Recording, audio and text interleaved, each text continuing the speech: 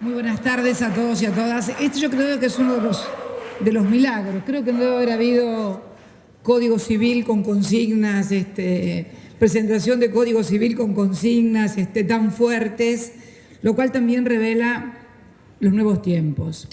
En realidad, cuando yo recién escuchaba al señor presidente de la Corte, al doctor Ricardo Lorenzetti, explicar la necesidad de tener un nuevo código, yo digo que bastaría decir que el que tenemos ha sido sancionado en el siglo XIX y estamos viviendo en el siglo XXI. Con eso solo estaríamos significando claramente la necesidad de adecuar a los tiempos que corren en las relaciones humanas y en las relaciones comerciales ese viejo instrumento que supo ser muy moderno y que fue el acto de codificación más importante que se dio durante el siglo XIX. Ricardo Lorenzetti hablaba de los fracasos. En realidad hubo 7 intentos de modificación del Código Civil desde 1936, si mal no recuerdo, en adelante. Esos fracasos no fueron solamente en la redacción, en la sanción de un Código Civil. Los argentinos hemos arrastrado durante buena parte del siglo XX muchos fracasos en todos los sentidos y por lo tanto la adecuación, la actualización de nuestro Código Civil y de nuestro Código de Comercio y en este caso la reunificación no tenían por qué estar fuera de esa serie de fracasos que significaban la imposibilidad de poder formular aún en la diversidad, porque es imposible acordar un instrumento de 2.500 artículos, se ha quedado reducido a 2.500 artículos de la suma de lo que eran los 4.000 del Código Civil, más los 500 y algo del Código Comercial. Es imposible estar de acuerdo con todas las instituciones, fundamentalmente las que normalmente traen mayor discusión y mayor debate, aquellas que se refieren a los derechos personales y personalísimos, aquellos que son las vinculaciones familiares, las cuestiones comerciales con las innovaciones importantísimas de poder adecuar a los tiempos modernos las responsabilidades de modo tal de que pueda existir la sociedad de un solo socio, como recién acaba de denunciar en este anteproyecto, y que es tan importante que va a permitir incentivar las inversiones, porque muchas veces alguien que puede tener una capacidad patrimonial importante decide no hacerlo porque tiene temor a arriesgarse en un determinado negocio, tiene temor a arriesgar una sociedad con otra persona que siempre es difícil y por lo tanto no termina invirtiendo. Si una persona, una sola que tiene contenido patrimonial importante, puede realizar un negocio limitando su responsabilidad patrimonial a lo que decide invertir en ese negocio, es también una manera de incentivar a la inversión, porque todos sabemos que la inversión está directamente vinculado con el grado de riesgo del inversor. Esto es traducir también en términos concretos y económicos lo que significa el impacto de las modificaciones que se han propuesto en el anteproyecto. Yo quiero detenerme muy especialmente en lo que constituyen derechos personales y personalísimos y que hacen la vida cotidiana de la gente. Ustedes se acuerdan que en el año legislativo anterior yo había anunciado la presentación de un proyecto de ley de adopción. Conozco mucha gente que quiere adoptar un hijo y tiene numerosos inconvenientes. Al mismo tiempo veo muchos chicos sin protección, sin familia, y entonces me parece una absoluta injusticia que por artilugios legales, que por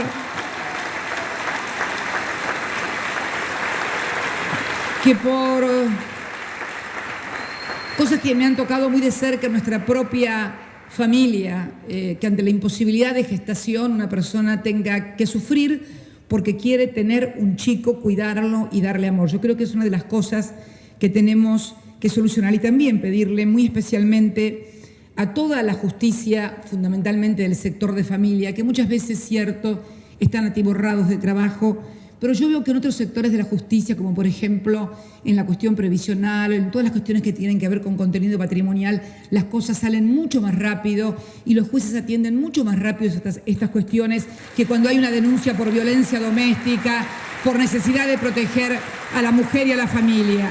Porque claro, las cuestiones de familia,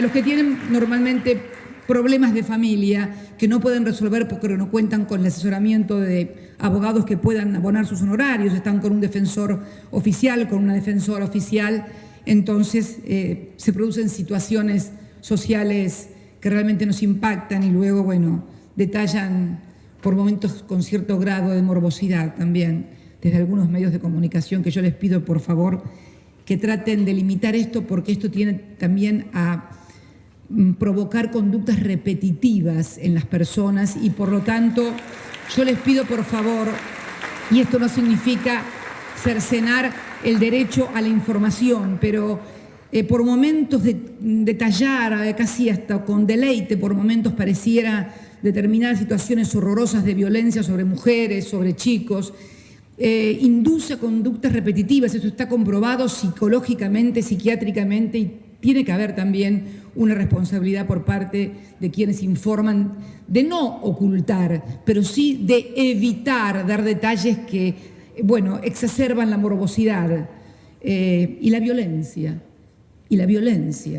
que también existe en los seres humanos. Yo no voy a decir en la sociedad como si fuera un problema de la Argentina, porque la violencia es una cosa que hace a la condición humana. Por eso las instituciones como la simplificación del divorcio, yo escuché con mucha liviandad catalogarlo porque hay una tendencia al bastardeo y, de los términos divorcio express, como si realmente el divorcio es una de las causas de estrés. Está comprobado después de la pérdida del cónyuge, que es la primera causa de estrés de una persona.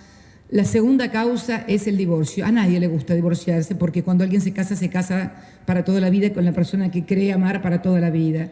Por lo tanto, simplificar este trámite y no tornarlo en una tortura en personas que han dejado de amarse o una de ellas lo ha hecho, porque esta es una de las modificaciones que se introduce precisamente. La otra gran modificación había sido la de Borda en la reforma de la 17711, que era el divorcio de mutuo consentimiento, que había constituido un salto cualitativo a lo que era el divorcio contencioso. Estamos hablando de las cosas cotidianas, de todos los días, no estamos hablando de cosas abstractas. Y yo creo que estamos dando un nuevo salto cualitativo al permitir que una sola de las personas manifieste su deseo de divorciarse y esto sea suficiente. Y esto no es liviandad, como he leído por ahí. Esto es responsabilidad, porque así como cuando dos no quieren no hay pelea, tampoco puede haber matrimonio cuando dos no quieren. Tienen que querer los dos para que haya matrimonio. Esto es así. Así que lo único que se está haciendo es receptar y además también evitar situaciones, la protección del chico, de los niños, que tiene que ser vital en esto, porque pasa. No solamente, lo más común, lo que más acostumbrados estamos a ver por allí que pasa es una madre que demanda alimentos porque el padre no se los paga, pero yo también quiero hacerme cargo, desde mi condición de mujer, situaciones que se producen cuando los chicos son tomados como rehenes en medio de disputas conyugales y terminan pagando los niños la consecuencia, algunos en forma horrorosa y otros en forma de complejos y de problemas que los acarrean durante toda su vida por situaciones de violencia y demás. Por eso creo que la protección, toda la justicia y todo el derecho en materia de familia tiene que estar primero a proteger a los niños, a los menores, porque son los que merecen más protección. Los mayores de edad tenemos elementos por allí y tenemos instrumentos y tenemos formas de poder defendernos. ¿Cómo puede defenderse una criatura? Por eso también tenemos que bregar porque los jueces escuchen a los niños cada vez más, por favor, en todas las cuestiones de derecho de familia.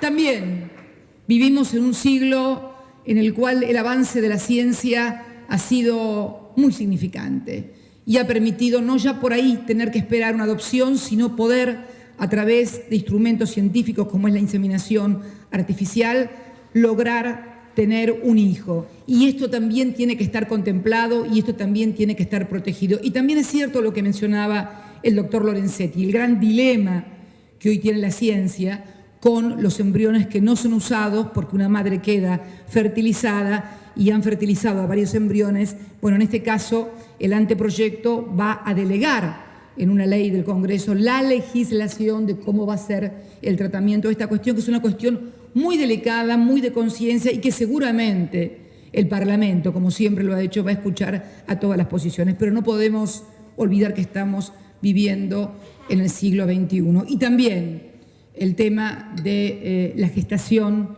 sustituta, que también se hace a través de control judicial, o los contratos prenupciales, también, que están vigentes en muchísimos países. ¿Y qué significa? Hoy leía un editorial un tanto contradictorio, ¿no? Porque criticaban un poco esta presentación, bueno, siempre critican todo, pero presentaban, ya sabemos quién, pero decía algo así como que era inmoral esta suerte de divorcio rápido porque eliminaba la culpa. Me pareció casi para el psicólogo o el psiquiatra, pero que eliminaba la culpa, que no exponía a quién había, por ejemplo, cometido infidelidad, o sea, como que eso era inmoral. Pero al mismo tiempo y a continuación decía que era muy moral hacer contratos prenupciales. Se ve que, bueno, que ni moral, ni es inmoral lo otro, ni es moral, porque las relaciones entre las personas y el matrimonio no se hacen en base a la moral. ¿Quién puede hablar en una relación de pareja de cuál es la moral e imponer una moral a una pareja, a un matrimonio o a una familia para vivir? Por eso estoy absolutamente de acuerdo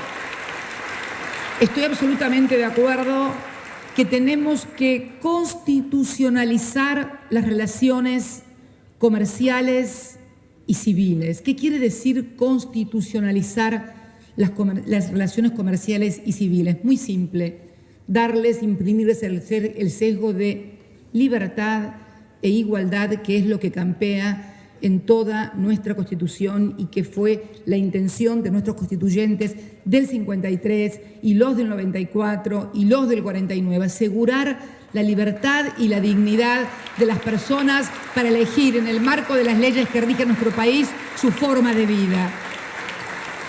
Por eso creo que estamos dando un salto absolutamente cualitativo. Yo estoy absolutamente convencida y tengo mucha fe de que este año va a ser, obviamente que no es una discusión ni de 2 días, ni de 3 días, ni de 4 días. Yo estoy con muchas ilusiones y muchas esperanzas de que podamos aprobar este año este nuevo Código Civil y Comercial reunificado, actualizado.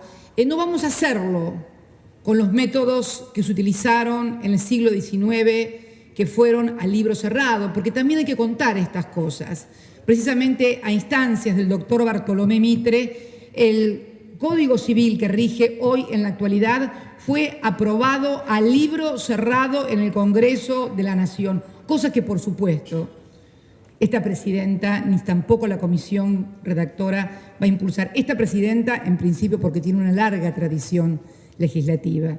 Yo he sido por casi 2 décadas legisladora provincial y legisladora en ambas cámaras, y jamás se me ocurriría imponerle, porque además sabría que tampoco me la aceptarían, una aprobación al libro cerrado. También sabemos que es no un acto de legislación común, estamos ante un acto de codificación y por lo tanto deberemos adoptar métodos de análisis y de tratamientos que no son los que normalmente damos a las leyes en general, con el tratamiento en general y el tratamiento en particular artículo por artículo. Pero también la propia normativa de los reglamentos de la Cámara permite apartarse del tratamiento que se determina para las leyes para aprobar un tratamiento especial. Por eso, en estos 30 días que el Poder Ejecutivo, en su carácter de colegislador, va a tomarse para trabajar sobre el anteproyecto que acaba de alcanzar la Comisión, de modo tal que porque obviamente la Comisión no puede presentar proyectos, solamente los legisladores o quien les habla, en su carácter de colegisladora constitucional, puede hacerlo. Vamos a enviar un proyecto al Congreso proponiendo la creación de una comisión bicameral que esté con representación de todos los sectores políticos que tienen representación en ambas cámaras para el tratamiento de dicha norma, para que emita un dictamen y una forma, pero que sea el propio Congreso, en un acto también de pluralidad y de respeto democrático a la división de poderes, el propio Congreso el que determine la forma en que va a abordar el tratamiento de dicha norma. Yo estoy convencida que, como decía recién el doctor Lorenzetti, tenemos una responsabilidad que es generacional. Estamos en el Museo del Bicentenario y yo siempre digo que nosotros somos la generación del Bicentenario, los que tenemos la obligación de superar todas las diferencias, que no significa pensar igual, superar las diferencias que nos impidan avanzar, porque cuando las diferencias impiden avanzar, dejan de ser diferencias para convertirse en obstáculos y en empecinamiento de un lado o del otro. Y eso es lo que tenemos que abandonar los argentinos, las posiciones irreductibles, las posiciones dogmáticas, las posiciones de que se hace y se dice y se vive como yo quiero, o si no, rompo todo. Esto es lo que debemos terminar. Yo creo que la propuesta que se va a enviar al Parlamento, con la modernidad que los tiempos exigen, da cuenta de todo esto. Yo pienso, siempre se habló en la Argentina de un Estado de Derecho. Yo quiero hablar de un Estado constitucional, social, democrático y de derecho, porque en definitiva, sin sociedad y sin democracia nunca puede haber derecho. Esto es clave y además ese derecho tiene que reflejar los problemas cotidianos que tiene la sociedad. Estamos en el orden de las relaciones entre privados, donde rige fundamentalmente el principio conmutativo, el principio de dar a cada uno lo suyo. No estamos en el ámbito del derecho público, donde rige lo distributivo, porque el Estado allí tiene que hacer frente precisamente a las desigualdades. Allá veo también, y creo que es muy importante, una maravillosa bandera de los pueblos originarios, que también la propiedad de los pueblos originarios está contemplada en esta nueva norma. Menos mal que alzaron la bandera para hacerme acordar. Lo que quiere decir que siempre hay que tener altas las banderas para que nadie se olvide de las cosas que hay que llevar adelante. Muy bien por la comunidad allá en el fondo. Y precisamente creo que el abordaje, lo leí muy especialmente, el abordaje que ha hecho la Comisión sobre la propiedad de los pueblos originarios es un abordaje serio, responsable, porque reconoce en la comunidad la propiedad y fundamentalmente no permite que a partir de esa propiedad se utilice como un instrumento de comercio, sino que sea precisamente propiedad de los pueblos originarios y no pueda ser ni arrendada, ni alquilada, ni materia de especulación. Porque también una de las características de este siglo XXI, con sus fantásticos avances en materia científica, con sus maravillosos adelantos en ciencia, en tecnología, en la informática, también tiene como contrapartida una fuerte, como recién señalaba el presidente de la Corte, intromisión en la vida privada de la gente, y creo que también esto debe ser resguardada. Estoy hablando de la vida privada de la gente y esto también debe ser resguardado. Por eso creo que estamos hoy aquí inaugurando una etapa muy buena, que no va a ser la única, porque creo que también necesitamos adecuar otros instrumentos. Yo lo había dicho muchas veces, inclusive cuando nos reunimos con la Comisión, les dije que es imposible resolver los problemas del siglo XXI con textos del siglo XIX, porque no tiene absolutamente nada que ver con lo que está pasando. Por eso es necesario adecuar no solamente estos dos instrumentos, sino los instrumentos, por ejemplo, de un código administrativo, porque el derecho público no existía, por ejemplo. El Estado prácticamente no existía, era incipiente. Estas son las rémoras que nos vienen, obviamente, del viejo código del derecho romano, donde todo era entre privados. Hoy tenemos también un importante rol del Estado y cada vez más importante el rol del Estado a la luz de los acontecimientos que han pasado en nuestro país y que están pasando en el mundo. Y si uno se fija, tiene solamente una ley de procedimiento administrativo que fue sancionada durante la dictadura y que ya lleva 40 años. Lo mismo podemos hablar de un código penal que va a necesitar ser nuevamente sistematizado, ordenado,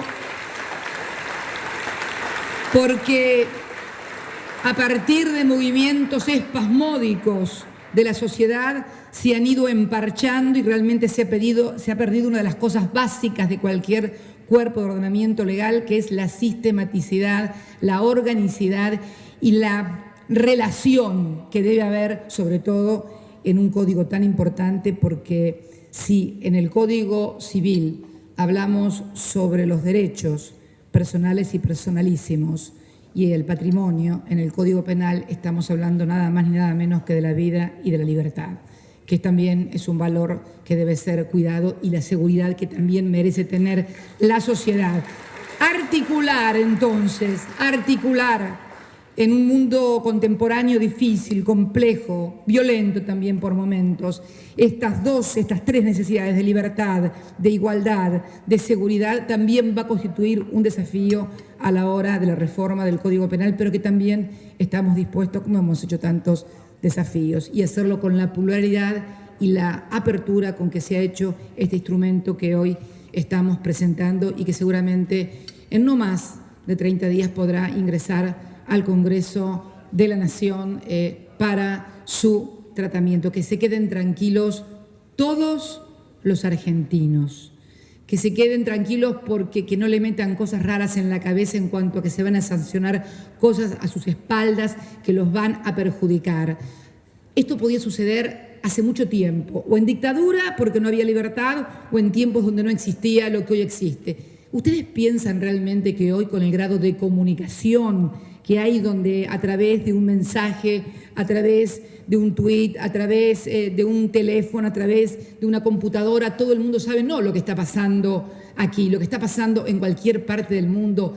Podemos tener gente incauta que permita que se aprueben cosas que perjudiquen al conjunto de la sociedad. Es absurdo. Así que no le metan miedos en la cabeza a la gente no es tonta. No subestimen a la sociedad argentina, que ha alcanzado un grado de madurez muy importante. Y aquellos temas que por convicciones religiosas, por convicciones que tienen que ver con cuestiones del dogma, de la fe, ¿no es cierto?, de la fe, sean discutibles, estaremos dispuestos a discutirlas, pero también debemos aceptar que no todos pueden vivir como pienso yo si soy católica, como piensa José si es judío, o como si piensa Andrés que es musulmán. Tenemos que tener instrumentos que le sirvan a todos los hombres y a todas las mujeres, cualquiera sea el Dios al que le recen, o aún cuando no tengan ningún Dios para quien hacerlo. Por eso vamos a levantar las banderas de la pluralidad y de la diversidad. Y yo me siento muy, muy orgullosa de ser la presidenta de un país que aprobó el matrimonio igualitario. Me siento muy orgullosa de vivir en un país donde están y se ejercen a pleno todas las libertades, porque todos sabemos el grado de libertad que tenemos hoy en la Argentina, porque hemos vivido otros momentos. Libertad absoluta para todo. Y yo creo que es importante sentirse libre, pero también sentirse libre exige sentirse responsable, porque es el otro concepto de la libertad, la responsabilidad. Sin responsabilidad tampoco hay libertad. Juntemos todo y hagamos una muy buena norma, que estoy segura que así va a ser. Muchas gracias a la comisión, muchas gracias a todos los juristas que participaron en ella, y adelanto el agradecimiento a los señores legisladores y legisladoras que seguramente van a abordar en este año. Muchas gracias.